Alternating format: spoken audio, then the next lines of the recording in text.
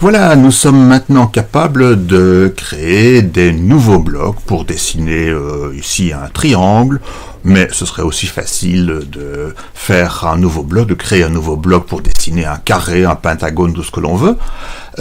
Mais le problème de cette procédure qui dessine un triangle est le suivant. Si je l'exécute une nouvelle fois, le lutin dessine effectivement un triangle, et là, encore un triangle, mais tous ces triangles sont toujours de la même dimension. Peut-on maintenant définir un nouveau bloc pour dessiner une forme géométrique de la dimension que l'on veut? Bien, la réponse est oui. Et je vous montre comment dessiner, par exemple, un pentagone de la dimension que l'on veut. Alors, pour cela, je n'ai plus trop besoin de la procédure pour le triangle. Je vais la jeter et je suis obligé d'abord de jeter ceci. Voilà, je vais nettoyer mon écran et nous sommes partis pour définir un nouveau bloc qui va permettre de dessiner un pentagone de la dimension que je veux.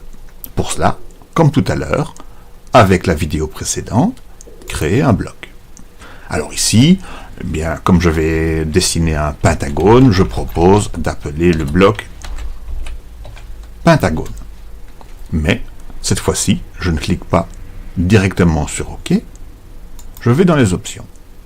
Et je vais ajouter une entrée nombre. Vous allez comprendre dans quelques instants ce que cela signifie. Donc je clique et j'ajoute une entrée nombre, qui pour l'instant, il m'est proposé qu'elle s'appelle number one. C'est pas terrible.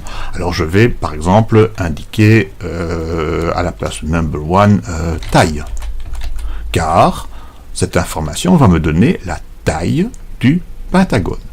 Voilà, et maintenant je peux cliquer sur OK. Est-ce que ceci dessine un pentagone? Absolument pas, je peux cliquer tant que je veux, il n'y a aucun pentagone qui se dessine, mais vous avez compris qu'il faut bien sûr que je définisse moi-même la façon de dessiner ce pentagone. Mais ça vous savez faire bien sûr. Donc en avant, CTRL, répéter. Répéter quoi? Combien de fois? Alors un pentagone c'est 5 fois, et répéter quoi? D'abord il y a bien sûr le mouvement, avancer de un certain nombre de pas. Mais faudra-t-il avancer de 10 pas? Non, il faudra avancer du nombre de pas qui sera indiqué dans le paramètre taille.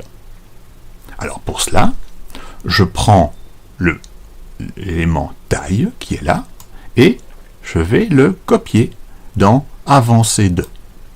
Avancer de taille. Vous direz, mais on ne sait pas combien est taille. Non, mais on le saura plus tard.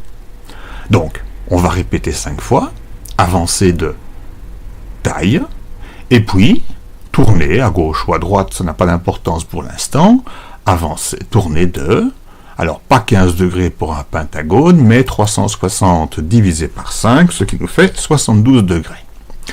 Voilà.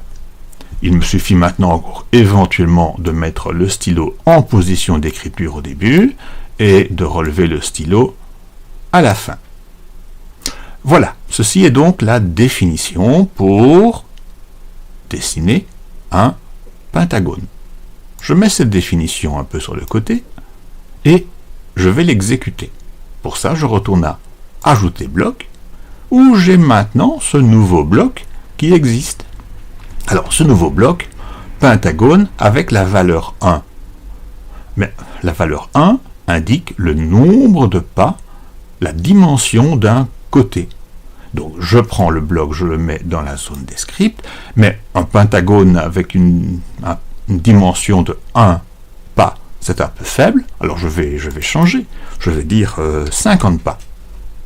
Voilà, je vais rajouter le chapeau habituel. Quand le drapeau vert est cliqué, le système devra me dessiner un pentagone de 50 pas. On y va? C'est parti. Et voilà mon pentagone de 50 pas. Si maintenant je veux un pentagone de 40 pas, je n'ai qu'à changer ici, 40, et si je clique, j'ai un pentagone un petit peu plus petit. 30 pas, je change, je clique, et j'ai un pentagone à nouveau un petit peu plus petit. Donc par cette méthode, je peux maintenant définir des pentagones de la taille que je veux.